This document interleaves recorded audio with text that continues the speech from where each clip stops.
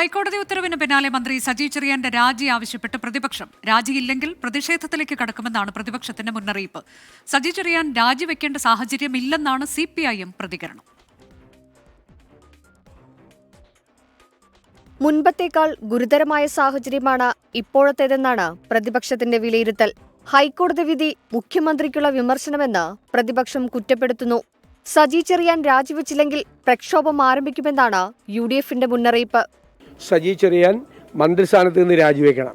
കാരണം ഒരു അന്വേഷണം നടന്നപ്പോൾ നേരത്തെ മന്ത്രിക്ക് അനുകൂലമായ റിപ്പോർട്ട് കൊടുത്തു. ആ റിപ്പോർട്ട് സ്വീകാര്യമല്ല എന്നാണ് ഹൈക്കോടതി പറഞ്ഞത്. അപ്പം മന്ത്രിസ്ഥാനത്ത് ഇരുന്നുകൊണ്ട് ആ അന്വേഷണത്തെ അദ്ദേഹം സ്വാധീനിച്ചിട്ടുണ്ട്. ഇനിയും അന്വേഷണം പ്രഹസനമായി മാറും.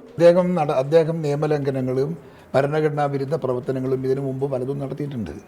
അവിടെയെല്ലാം രക്ഷപ്പെട്ടത് ഈ പോലീസിന്റെ സഹായത്തോടു കൂടിയാണ്. പക്ഷേ ഇക്കുറി അത് പൊളിഞ്ഞുപോയി.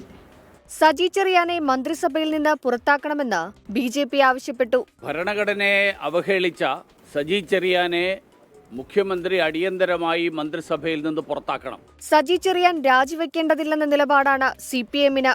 നിയമവിദഗ്ധരുമായി ആലോചിച്ച് പാർട്ടിയും സർക്കാരും ഉചിതമായ നിലപാട് സ്വീകരിക്കുമെന്ന് സംസ്ഥാന സെക്രട്ടറി MV ഗോവിന്ദൻ. രാജിവെക്കണമെന്ന് പറയാതെ ആരാളും ഇവിടെ മുഖ്യമന്ത്രി രാജിവെക്കണമെന്ന് പറയാൻ തുടങ്ങിയിട്ട് കാലത്തിലായി എന്തിനാണ് അതുപോലെ അല്ല കാര്യം. ഇത് സംബന്ധിച്ച് എല്ലാ നിയമവശങ്ങളും പരിശോധിച്ച് ആവശ്യമായ നിലപാട് സ്വീകരിക്കും. സജി ചെറിയാനെ പിന്തുണച്ച് CPIM ആലപ്പുഴ ജില്ലാ സെക്രട്ടറി R നാസർ രംഗത്തെത്തി. പ്രസംഗം സജി ചെറിയാന്റെ സ്ഥിരം ശൈലിയെന്ന് പ്രതികരണം. കൊച്ചുനാൾ ചെറുപ്പം മുതലേ സജിയുടെ ഒരു ശൈലിയുണ്ട്, ഒരു പ്രസംഗ ശൈലിയുണ്ട്, രീതിയുണ്ട്. ആ രീതിയിൽ ആ സഭ പ്രസംഗിച്ചു എന്നുള്ളത് കഴിഞ്ഞിട്ട് ഏതെങ്കിലും ഭരണഘടന വെല്ലുവിളിക്കാനുള്ള ഒരു ചിന്തയോടുകൂടിയോ ഒരു ആവശ്യത്തോടുകൂടിയോ അല്ല അങ്ങനെ പറഞ്ഞിട്ടുള്ളത്. വിഷയം ഹൈക്കോടതിയുടെ പരിഗണനയിലാണെന്നും അഭിപ്രായം പറയാനില്ലെന്നും ഗവർണർ ആരിഫ് മുഹമ്മദ് ഖാൻ പറഞ്ഞു.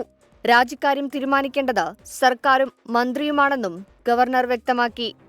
News desk 24.